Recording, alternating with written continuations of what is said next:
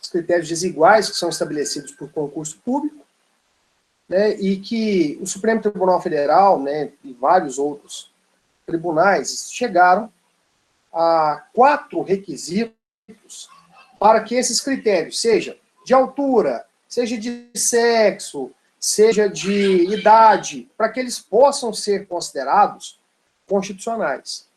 Então, deixa eu voltar aqui. A questão da tatuagem. Olha aqui, ó. Quais são os critérios? A jurisprudência, então, chegou a estabelecer 4 critérios. Primeiro critério, previsão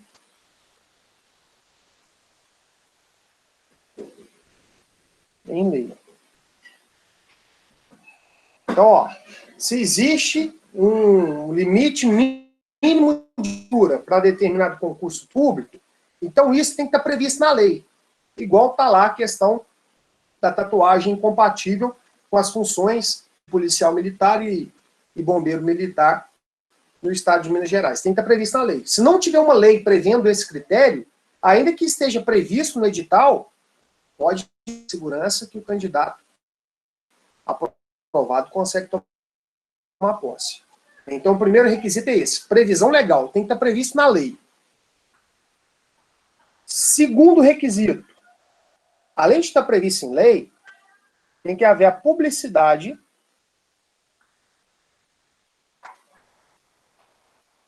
tem que dar publicidade ao critério.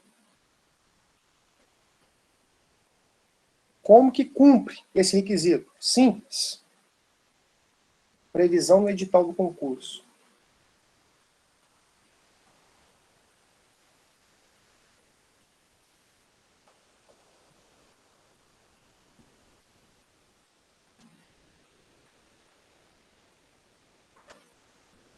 Então, primeiro, tem que ter previsão na lei, né? Tem que existir uma lei, e nessa lei estabelecer o critério. Depois, esse critério tem que se dar publicidade a ele, tem que levar ao conhecimento dos candidatos. E se você vai fazer um concurso público, você é obrigado a ler o edital desse concurso. E aí no edital tem que constar esse critério que já está previsto na lei. Certo? Então esse é o segundo requisito. Terceiro requisito, na minha opinião, o mais importante. O critério mais importante, não, o requisito mais importante é esse aqui, ó. Razoabilidade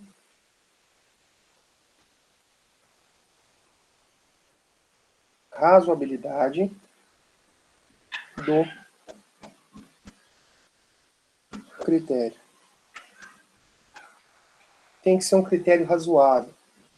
Ah, não pode ter tatuagem, mas qual que é a razoabilidade disso? O que tem a ver? O sujeito vai ser mais competente ou menos competente porque tem uma tatuagem, porque não tem uma tatuagem, não tem nada a ver. Então, tem que ser razoável, tem que ter relacionado à atividade. Né? Por exemplo, se estabelecer que somente podem fazer o concurso candidatas do sexo feminino, porque quer pegar agentes penitenciários para poder trabalhar numa penitenciária de segurança máxima feminina. Então tem que ser mulher para trabalhar nesse estabelecimento prisional. É razoável o critério. Se não vai se admitir homem, esse critério pelo menos é razoável. E o último critério tem que ser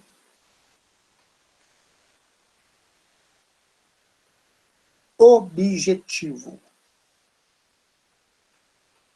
Tá, o que é um critério objetivo? Critério que não está relacionado ao sujeito. Não se pode falar assim, olha, só pode fazer o concurso para a Polícia Civil quem tiver ascendentes porque foram policiais civis.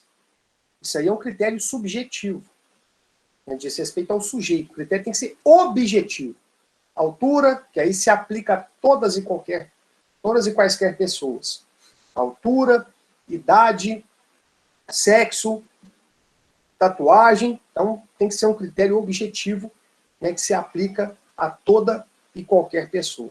Certo? Então, olha, primeiro, tem que estar previsto em lei, tem que ter uma lei formal, né? Esse aqui é um critério formal.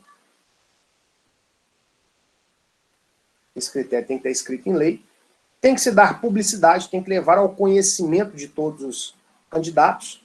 Então, como que faz isso? Pega o critério e escreve ele no edital do concurso. Tem que ser um critério razoável. Quando que ele vai ser razoável? Quando ele guarda compatibilidade com o exercício da função pretendida. E, por último, ele tem que ser objetivo. Não está relacionado às circunstâncias pessoais dos candidatos. Certo?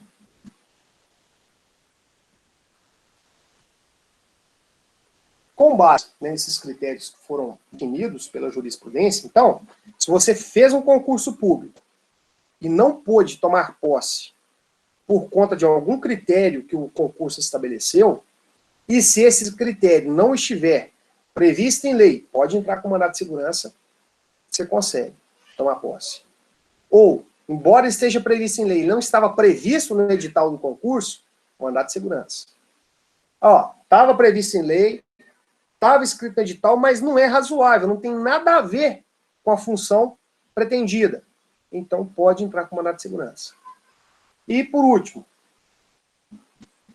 o detalhe é o seguinte, vai ser muito difícil ter um critério razoável que não seja objetivo. Geralmente, se o critério for razoável, muito provavelmente, ele vai ser um critério objetivo. Certo?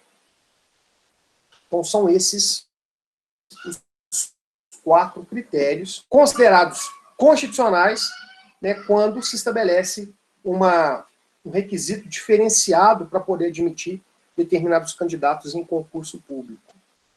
Com base nesses critérios, foi elaborada uma súmula do Supremo Tribunal Federal. Aí eu tenho um trechinho de uma decisão proferida pelo Supremo. A súmula 683 do STF. O limite de idade para inscrição em concurso público só se legitima em face do artigo 7º, inciso 30 da Constituição, quando possa ser justificado pela natureza das atribuições do cargo a ser preenchido. Critério que é esse aqui? Critério da razoabilidade.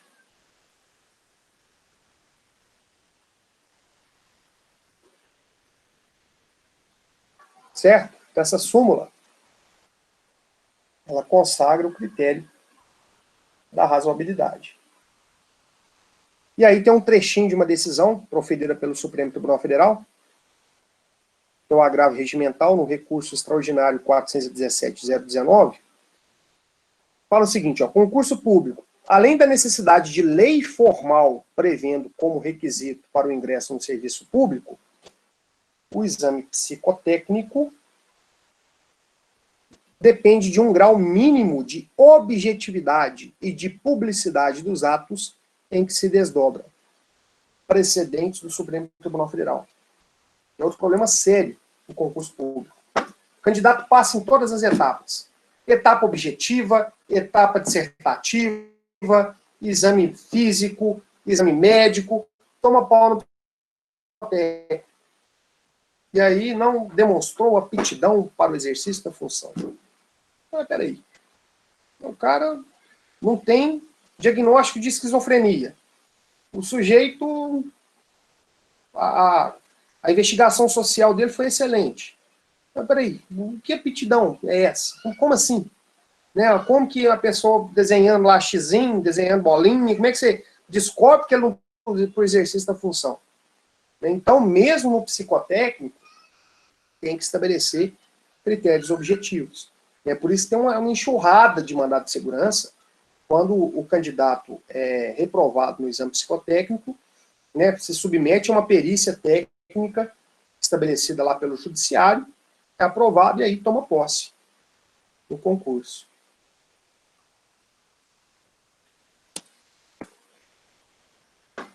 Outras duas expressões que costumam ser cobradas em provas, se a gente não atentar para isso, a gente erra, são as expressões, né? Uma está consagrada no caput do artigo 5º da Constituição. né, a igualdade perante a lei e a igualdade na lei.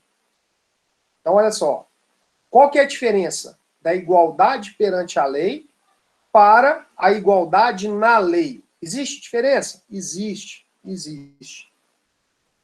Durante muito tempo, se preocupou apenas com as funções executiva e judiciária na observância ao princípio da igualdade, ao direito fundamental da igualdade. Então, durante muito tempo, existia uma presunção de que o legislador, ao elaborar as leis, ele já trazia consigo, intrinsecamente, a observância ao direito da igualdade. Só que não é assim. Né? Embora tenha o parlamento, né, o poder legislativo, exerça uma função de representação da população, nem sempre as leis criadas por eles tratam de forma igual todas as pessoas. Existem várias e várias leis que consagram privilégios a determinadas camadas da sociedade, a determinados grupos, né, principalmente se a gente analisar o Congresso brasileiro. Existe um lobby de diversos grupos econômicos, né, de diversos setores da sociedade dentro do Congresso Nacional que faz com que sejam aprovadas várias e várias leis, dando um tratamento privilegiado para uns em detrimento de outros. Com base nisso, foi necessária a realização dessa distinção de igualdade perante a lei e igualdade na lei. Então, quando se fala em igualdade perante a lei, determina-se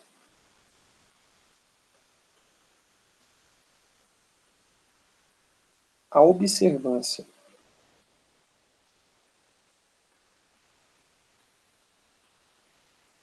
do princípio da igualdade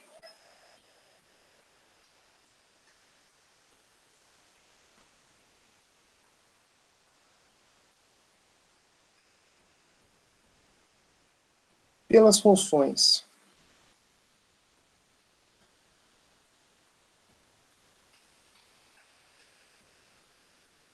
judiciária e executiva. Então, o judiciário, na hora de aplicar a lei ao caso concreto, é necessário que o judiciário observe o princípio da igualdade. E, da mesma forma, o Poder Executivo, na hora de criar políticas públicas para se promover, para se facilitar a igualdade entre as pessoas, né, para poder, nos termos da Constituição, promover, a reduzir a desigualdade social. Na hora que o Poder Executivo vai traçar políticas públicas para realizar isso, é necessário que ele atente para o princípio da igualdade. Isso sempre funcionou assim.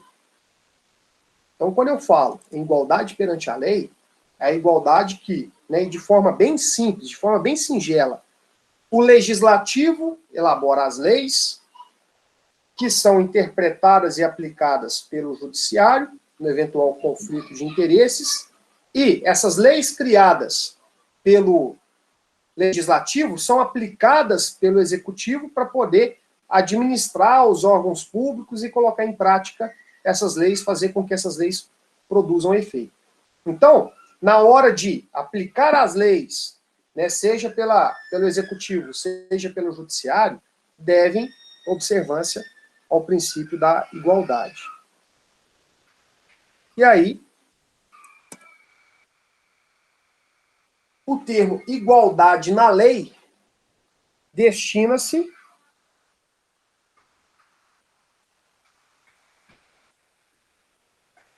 à função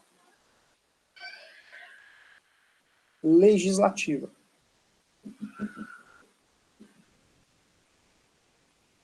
O que significa isso? O legislador, ao elaborar a lei,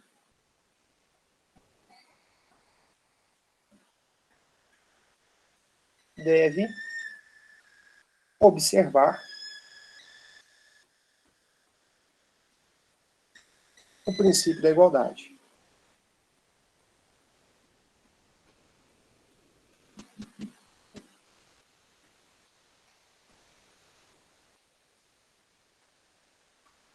Então, quando isso cai na prova, você tem que ficar atento ao seguinte: igualdade perante a lei. Destina-se, dirige-se ao judiciário e ao executivo. Igualdade na lei, dirige-se àquele que elabora a lei, dirige-se à função legislativa. Certo?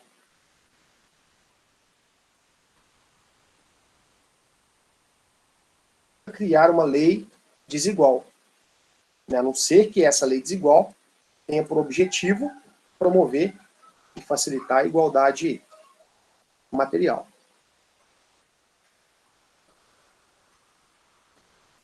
Manoel, perante a lei já foi criada. E aí, perante ela, né, a gente tem que estabelecer um tratamento igualitário. Agora, igualdade na lei. Antes de criar, a gente tem que considerar as pessoas como sendo iguais. Beleza? Então, perante, dá o sentido de que essa lei já foi criada, ela já existe, e aí, perante ela, né, para que ela seja aplicada ao caso concreto, a gente tem que buscar interpretá-la e aplicá-la de forma igual para todo mundo. E aí, gente, nós não podemos esquecer aquela noção de igualdade material. Né, que a igualdade material, muitas vezes, ela não vai exigir de nós um tratamento sempre igual. Ela vai exigir, em alguns casos, um tratamento desigual aos desiguais, na medida de suas desigualdades. Então, ficar sempre atento a essa noção de igualdade material. E aí, para que o Estado consiga promover o princípio da igualdade fática, ele vai trabalhar com ações afirmativas. O que são as ações afirmativas? Também chamadas de discriminações positivas ou de discriminações reversas. O que é isso? Como assim? A discriminação reversa. Você vai conferir um tratamento discriminatório, um tratamento diferente, mas com esse tratamento diferente vai facilitar, vai promover a igualdade. Então, por isso o nome, ação afirmativa, fazer alguma coisa, mas com qual objetivo? Com o objetivo de reduzir uma desigualdade que já existe. Então, eu vou trabalhar com vocês daqui a pouco um exemplo clássico, um exemplo que eu gosto de pesquisar, que eu gosto de estudar, que é a violência doméstica e familiar contra a mulher. Então, logo quando a lei foi criada, se discutiu a sua inconstitucionalidade. Só que nós temos que atentar para a realidade dos fatos. Qual que é a situação? Qual que é a realidade? Existe uma realidade de igualdade? Não. Portanto, se eu criar uma lei que confira um tratamento igual a uma situação que é desigual, a desigualdade permanece. Eu não consigo promover igualdade. Então, se eu tenho uma realidade desigual, a lei tem que conferir um tratamento desigual também, para igualar. Porque senão, existe uma situação de desigualdade. A lei trata os dois de forma igual, a desigualdade permanece. Agora, se eu tenho uma situação fática de desigualdade, e a lei trata os dois de forma desigual, nessa desigualdade tende a realizar uma igualdade. Então, essas ações afirmativas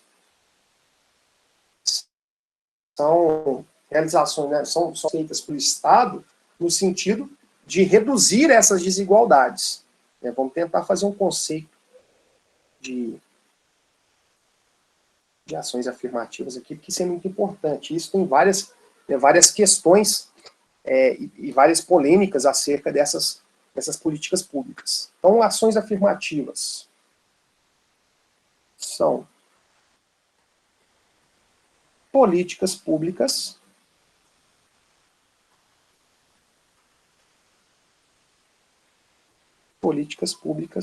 ou programas privados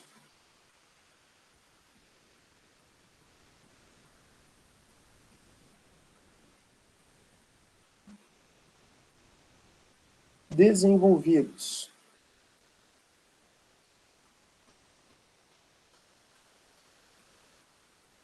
Então, olha, políticas públicas. Quem que desenvolve políticas públicas? O Estado. Seja o município, seja o Estado membro, seja o Distrito Federal, seja a União. E as ações afirmativas para reduzir essas desigualdades, elas são um monopólio do Estado? Não. Os particulares também têm o dever de realizar, de promover essas ações afirmativas. É por isso também se fala que as ações afirmativas podem ser programas privados. Então, desenvolvidos com caráter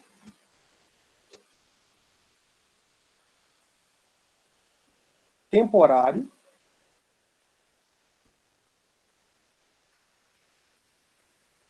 então, ó, a ação afirmativa ela não tem que durar a vida inteira. Porque, olha, tem que durar o período necessário para poder fazer com que a desigualdade vire uma igualdade. Então, são políticas públicas ou programas privados desenvolvidos com caráter temporário, visando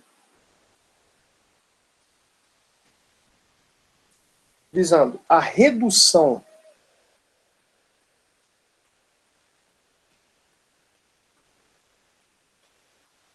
das desigualdades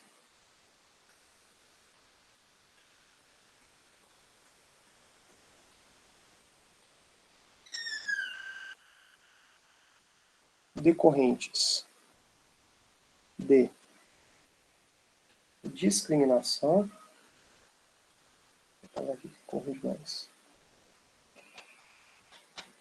Então, visando a redução das desigualdades decorrentes de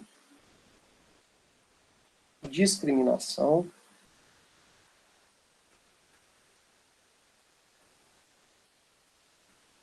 vou colocar aqui, ó, dois exemplos: sexo, cor, decorrentes de discriminação, hipossuficiência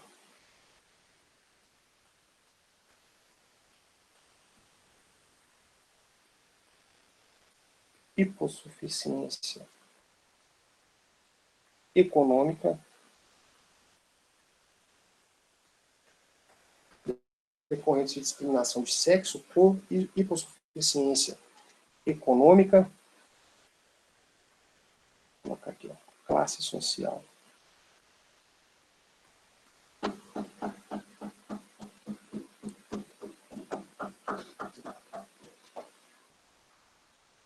Ou física, é o exemplo da deficiência.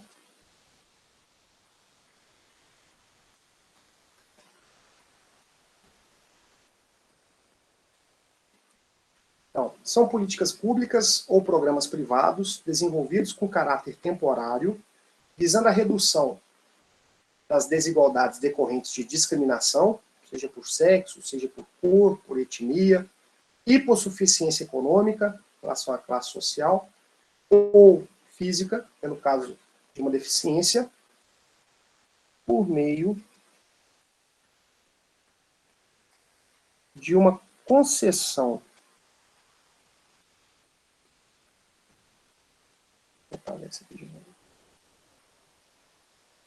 Por meio de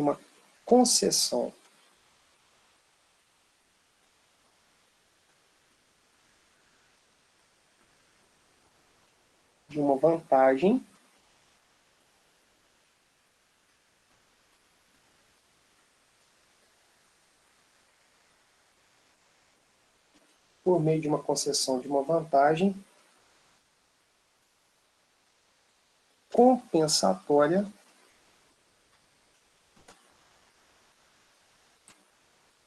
de tais condições.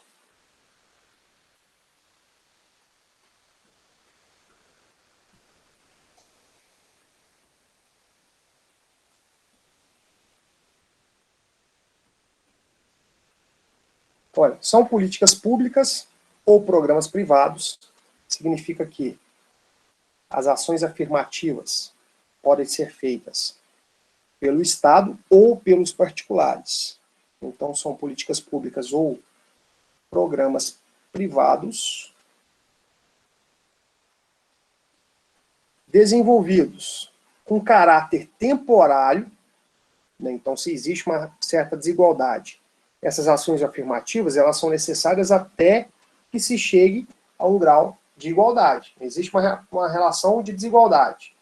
Ó, realizou as ações afirmativas, conseguiu se igualar. Se elas continuarem, aí vai promover uma desigualdade. Aquele grupo que anteriormente era hipossuficiente, era desfavorecido, né, com a perpetuidade das ações afirmativas, ele tende a se tornar diferente num grau superior ao grupo que antes ele era inferior. Então, por isso, elas possuem um caráter temporário. Né? Visando o quê? Qual que é o objetivo? Reduzir as desigualdades, né? Então as ações afirmativas têm por objetivo a promoção da igualdade entre esses grupos diferentes, né? Seja por conta de discriminação de sexo, cor, etnia, origem, né? Seja por conta de hipossuficiência econômica, né? Da origem da classe social da pessoa, ou por conta de uma hipossuficiência física, né? Que reflete aqui na deficiência. Por meio de uma concessão de uma vantagem compensatória de tais condições. Bom, em razão da pessoa ter essa dificuldade, né, em razão dela apresentar essa dificuldade que a coloca numa situação inferior aos demais, ela vai ter uma certa vantagem. Né? Então nós temos vários exemplos aqui, ó, cotas para negros para ingresso nas universidades, cotas para pessoas com deficiência no ingresso de concurso público. Então, nós temos vários programas de bolsas universitárias, né, ProUni, FIES, para pessoas de classe social menos abastada. Então, tem vários programas sociais, né, várias ações afirmativas desenvolvidas pelo governo no sentido de se realizar essas compensações.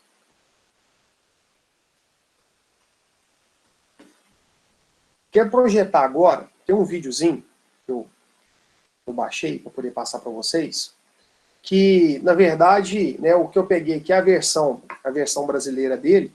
Na verdade, ele viralizou na internet com uma corrida por $100. Né? Então, um vídeo americano, e aí eu tenho uma versão brasileira que eu achei no YouTube, e aí eu quero compartilhar com vocês, que ele demonstra muito bem essa questão da igualdade. Né? Não tem como competir em grau de igualdade uma pessoa que é de uma classe social abastada. Né? Vamos pegar o exemplo nosso aqui da sala de aula. Então imagine o aluno cujos pais têm uma condição financeira bacana, que consegue pagar a faculdade, que ele não precisa trabalhar, que ele pode ficar por conta só de estudar, que ele pode fazer um estágio, né, que ele se dedica exclusivamente ao curso, né, e ele tem condições de fazer um curso muito melhor e com muito mais facilidade do que aquele aluno que tem família, tem filho, tem que trabalhar para poder pagar a própria faculdade, então tem vários outros compromissos. Então, né, não existe aí uma igualdade material, né, para aquele que tem que acordar cedo, trabalhar, tem filho, tem família, não tem como se dedicar exclusivamente ao curso, não tem como parar o trabalho para poder fazer um estágio. Então é lógico que não vão competir em grau de igualdade. Dificuldade para esse aluno que não está só por conta de estudar, ela é maior do que para aquele que pode se dedicar exclusivamente aos estudos. E é, né, a mesma coisa a gente fala assim, olha, vamos fazer uma corrida entre automóveis. Aí eu tenho de um lado um Fiat 147 e do outro o sujeito que está com um Camaro. Né, não é vantagem nenhuma o sujeito que está no Camaro ganhar a corrida. Né, você pode pegar o Hamilton, colocar ele no Fiat 147 e pegar um roda dura e colocar no Camaro, que o roda dura vai ganhar com facilidade a corrida. Né, então, por mais que a pessoa tenha habilidade, por mais que ela seja boa naquilo ali, A dificuldade é muito grande, porque não existe uma igualdade. Né? Para ter a igualdade, você teria que pegar os dois, colocar no Camaro, né, com a mesma potência, com o mesmo motor, ou pegar os dois e colocar no Fit 147. Então, olha aqui, tem um vídeo que mostra, né, demonstra muito bem isso, né, que inspirado na corrida por $100. Né? Então, olha, vamos ver se o áudio aqui vai facilitar. Se o áudio estiver ruim, vocês me chamam no chat aí.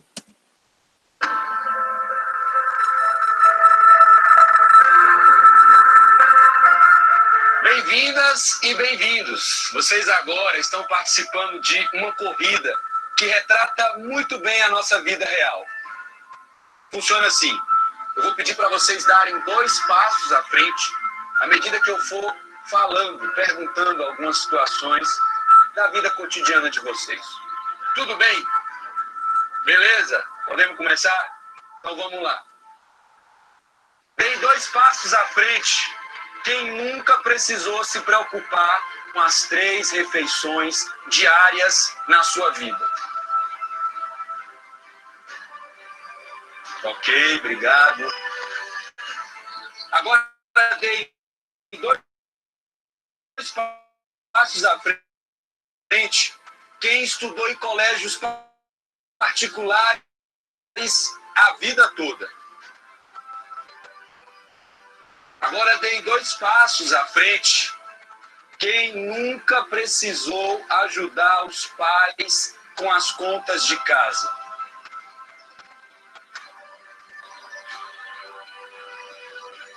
Agora, dei 2 passos à frente. Quem nunca teve preocupação de não ter um lugar onde morar?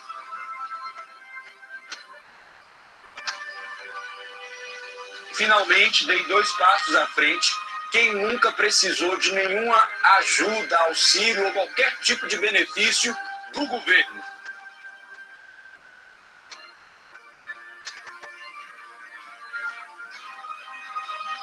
Os que estão aqui na frente, eu peço que olhem para trás. Vejam onde estão os colegas de vocês.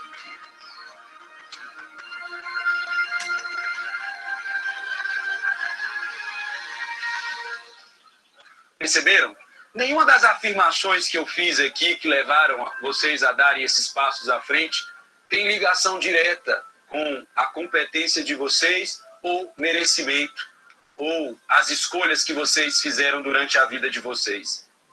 Na verdade, a posição e o lugar onde vocês nasceram os colocaram e as colocaram bem mais próximo da linha de chegada do que os colegas de vocês que estão lá atrás. Agora, olha só como um bom governo pode diminuir as desigualdades, reparar as arestas e tornar essa corrida mais justa para todo mundo. Vamos lá. Dei 2 passos à frente quem recebeu ajuda do ProUni, do FIES ou das cotas raciais e sociais para entrar numa faculdade.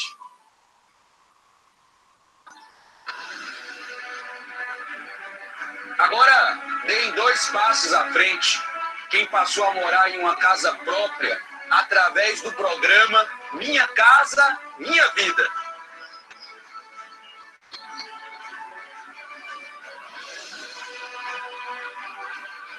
Agora deem 2 passos à frente quem recebeu ajuda para matar a sua fome através dos programas Fome Zero e Bolsa Família.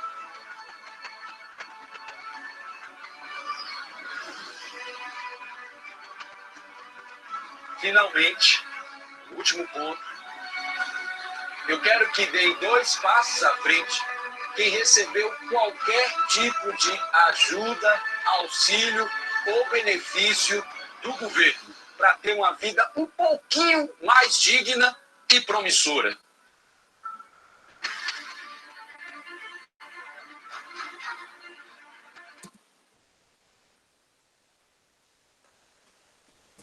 Então, olha só, né, sem nenhum viés ideológico ou político, né, o vídeo demonstra essa desigualdade natural que existe na sociedade. Né, e é muito, principalmente quando a gente a gente assiste a brigas ideológicas de governo com isso, com aquilo. O que é o detalhe? O que a gente precisa entender? Existem políticas que são de Estado e existem políticas que são de governo. O que a gente precisa entender é o seguinte: qualquer governo que passe pelo nosso país, o nosso país é um Estado social. A gente tem uma sociedade muito desigual. Qualquer governo, né, qualquer pessoa que assuma o governo, seja a nível municipal, a nível estadual, a nível federal, tem que desenvolver políticas públicas, tem que desenvolver ações afirmativas. Isso são políticas de Estado. É necessário para que essas desigualdades que existem, elas pelo menos diminuam. Né? É muito difícil a gente falar em acabar com essas desigualdades. Isso leva séculos de desenvolvimento para a gente poder conseguir atingir um nível razoável de igualdade social, de igualdade de distribuição de renda, mas o Estado tem que fazer a sua parte, o Estado tem que promover essas políticas públicas, como foi citado, o Bolsa Família, Minha Casa Minha Vida, FIES, ProUni, para que possa reduzir essas desigualdades e fazer com que todo mundo, né, parta, pelo menos, né, com os objetivos de vida, pelo menos próximos, né, e não numa distância muito grande de uns com os outros. Então essa é a intenção das ações afirmativas, né, de fazer com que o Estado promova essa redução dessas desigualdades. E por isso que muitas vezes, né, quando se estabelece, olha, Bolsa Família, todo mundo recebe Bolsa Família? Não, não pode ser, porque muitas pessoas não têm necessidade de receber o Bolsa Família. Agora, outras pessoas, e a gente pensa assim, Bolsa Família é só nas regiões pobres, lá do norte, do nordeste. Gente, tem muita gente próxima. Eu tive a oportunidade de trabalhar em 2 núcleos de prática jurídica, né, de 2 instituições aqui de Divinópolis, e aí a gente atende população pobre que não tem condições de contratar um advogado. A gente vai, né, quando vocês chegarem no sétimo período, nós vamos instalar na faculdade um núcleo de prática jurídica para que vocês possam fazer o estágio dentro de um escritório de advocacia que tem por objetivo atender a população hipossuficiente, que não tem condições de contratar um advogado. E a gente trabalha, a gente atende pessoas que a única renda que elas têm provém do Bolsa Família que recebe. Né? Se elas não conseguirem uma ajuda de instituições, sejam públicas ou privadas, com cesta básica, com doação de cesta básica, com doação de agasalho, de roupas, não há a menor possibilidade delas sobreviverem. E isso muito próximo da gente, isso muito perto da gente. Então, é necessário que o Estado promova essas ações afirmativas, né, que conceda algumas vantagens para esses grupos que são desfavorecidos, com a intenção de buscar uma redução dessa desigualdade. Essa é a intenção dessas ações afirmativas.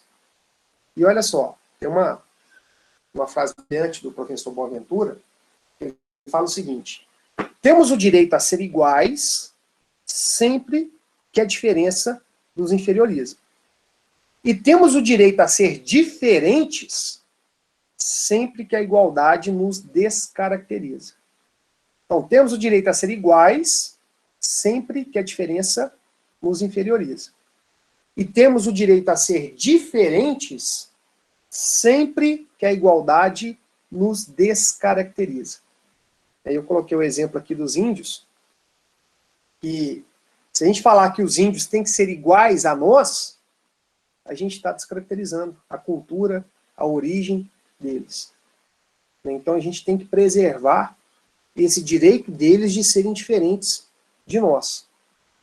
Então, vai de encontro, né, a feliz frase do professor Boaventura, né, que temos o direito de ser iguais quando a diferença nos torna pessoas piores que as outras.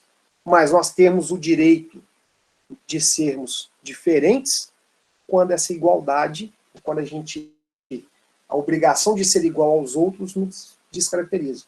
Né, retira a nossa cultura, retira a nossa identidade como ser humano. Bom, olha aqui, ó. A DPF 186.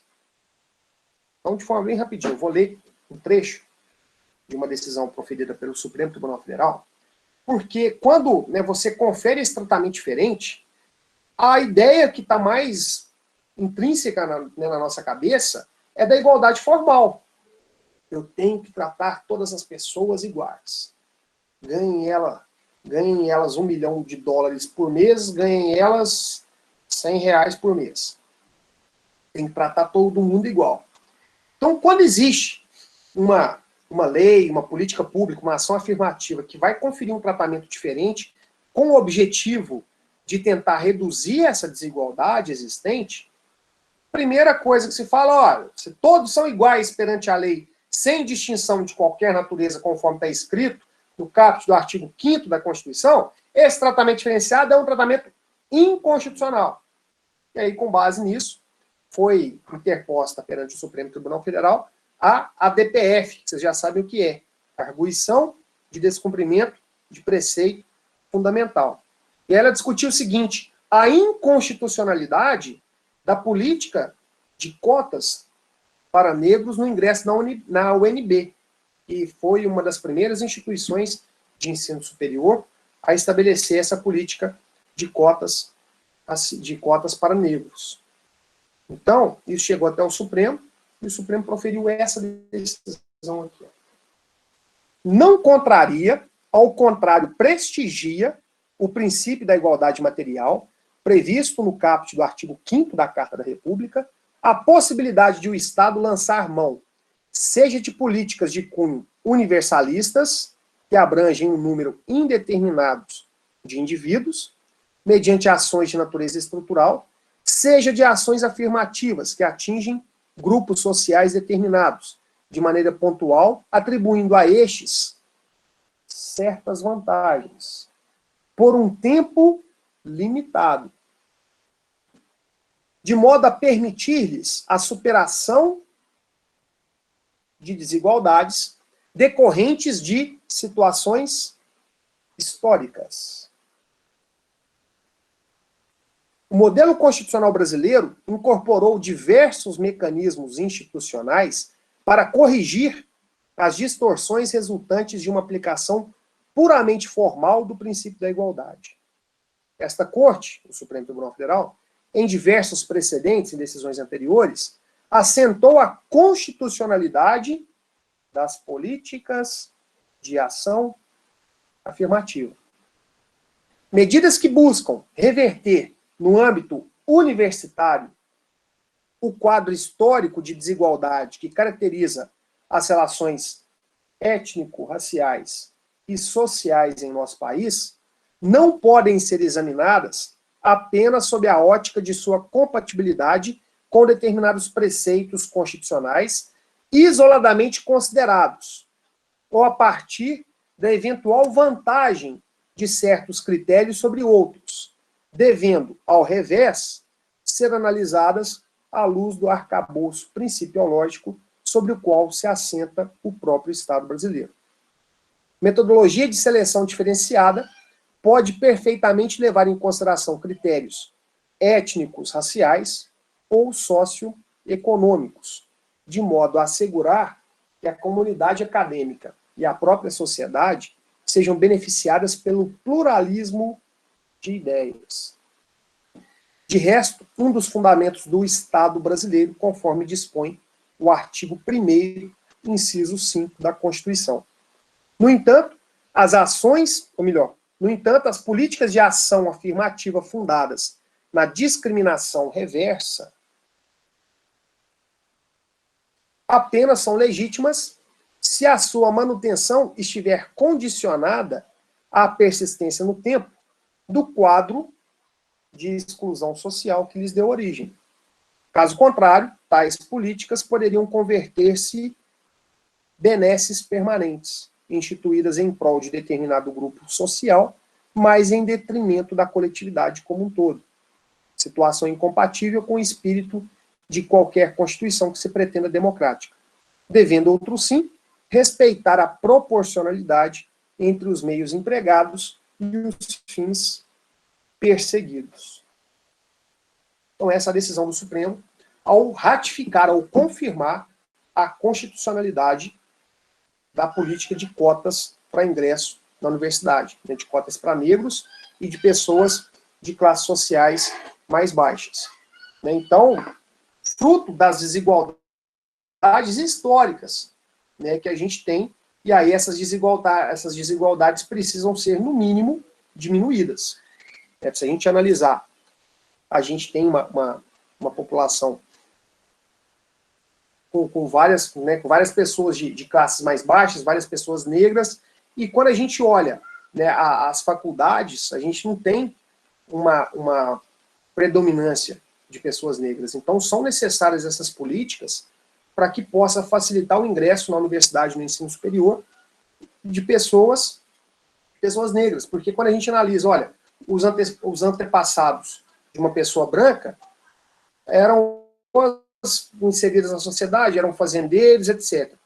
Os antepassados de uma pessoa negra eram escravos. Então, a dívida social que nós temos com essas pessoas é muito grande.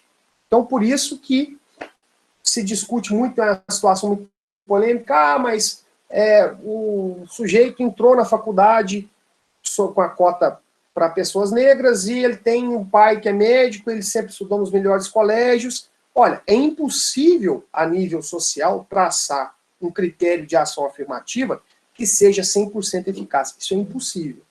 É impossível. Você pode pegar o seu filho, ao invés de colocar ele numa escola particular, colocar ele somente em escolas públicas, para poder falar assim, não, ele, na hora que for fazer o vestibular, eu pago um cursinho para ele por fora aqui, eu pago uma aula de reforço, mas eu vou colocar ele em escola pública para poder fazer com que ele futuramente se beneficie. É impossível estabelecer critérios que sejam 100% eficazes. Isso é impossível. O auxílio emergencial é a grande prova disso. Tem pessoas recebendo auxílio emergencial para gastar no iFood, porque não tem necessidade nenhuma. Gasta no iFood com comida japonesa, com bebida, etc. Então, assim, tem gente que está recebendo auxílio emergencial que não tem a menor necessidade. A gente tem vários casos de funcionários, servidores públicos recebendo auxílio emergencial. Eu também, infelizmente, conheço muita gente, assim, da tristeza, pessoas próximas a mim. Então, assim, eu acho que o problema, quando a gente fala em corrupção no Brasil, o problema da corrupção é um problema cultural. Isso é um ato de corrupção. Olha, todo mundo, a maioria das pessoas está passando por dificuldade financeira durante a pandemia. Quem não quer receber R$600 a mais todo mês? Isso aí todo mundo quer. Mas espera aí, eu, ao receber R$600, eu estou tirando de uma pessoa que está desempregada, uma pessoa que tem 3, 4 filhos, que não tem como comer. E aí, peraí, a minha situação está complicada aqui, mas eu vou dar um jeito, eu vou diminuir algum gasto supérfluo aqui que eu tenho. E, assim, é um monte de gente que não tem necessidade nenhuma de receber auxílio emergencial recebendo. Então, o grande problema é esse, é o problema cultural mesmo que a gente tem. Bom, então esse é o exemplo da decisão do STF. E algo que eu quero chamar a atenção para vocês, a gente vai encaminhando para o final da aula, é sobre essa igualdade consagrada na Constituição Federal, que não bastasse o artigo 5º caput dizer que todos são iguais perante a lei, sem distinção de qualquer natureza, o artigo 5º, inciso 1, o primeiro inciso do artigo 5º, reforça essa igualdade ao dizer que homens e mulheres são iguais em direitos e obrigações, nos termos desta Constituição. Então ele vem e fala, todos são iguais perante a lei e homens e mulheres são iguais em direitos e obrigações. Então reforça essa questão da igualdade de gênero. E nós temos mais um videozinho para poder entender a realidade social, a realidade fática dessa igualdade de gênero. Também achei fantástico.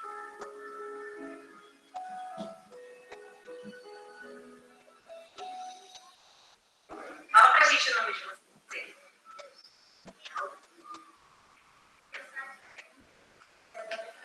Rafael Pisani. Meu nome é Maria Silva. Eu, Luísa. Maria Fernanda. Rafael. Eu sou o Miguel. Benita. Diego Vaqueiro. E eu sou Marcelo. Meu nome é Ana Flávia. Meu nome é Vinícius. Gabriela Ferreira. Carlos Japonês.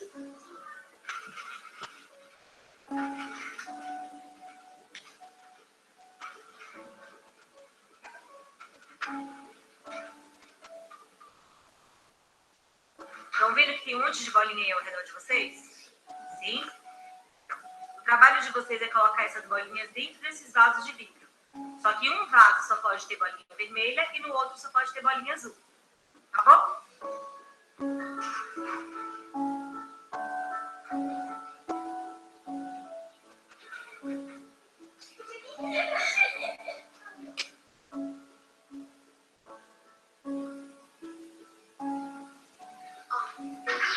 Eu vou te ajudar.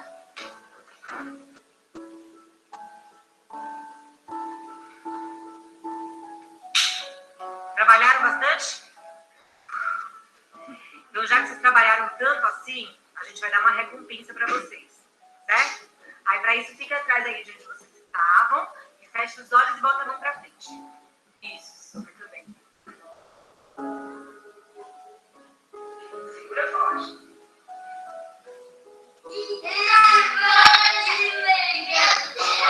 Eu vou ficar gordinha.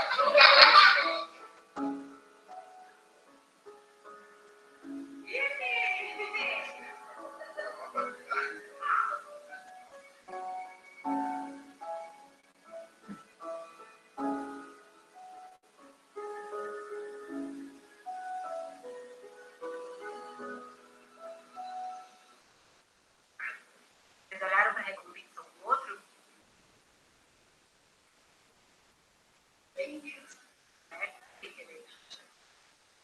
O que você acha, Rafa, que ela recebeu?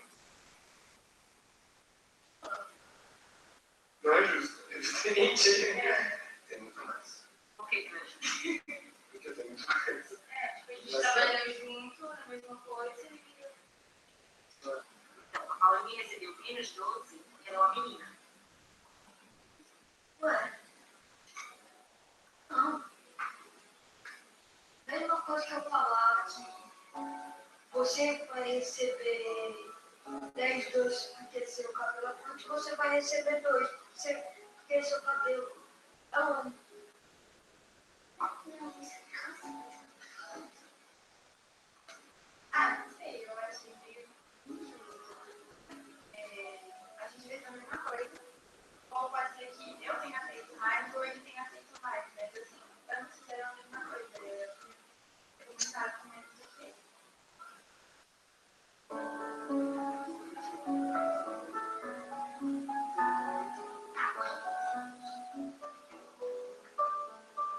Vamos ser.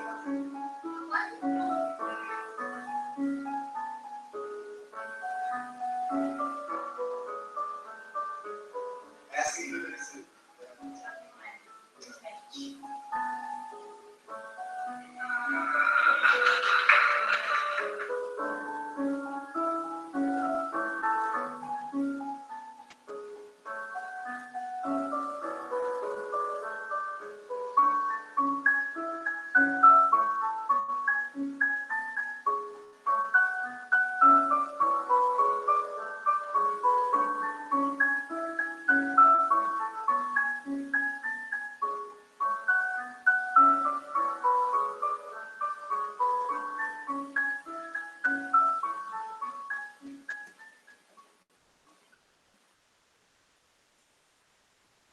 Bom, então é outro problema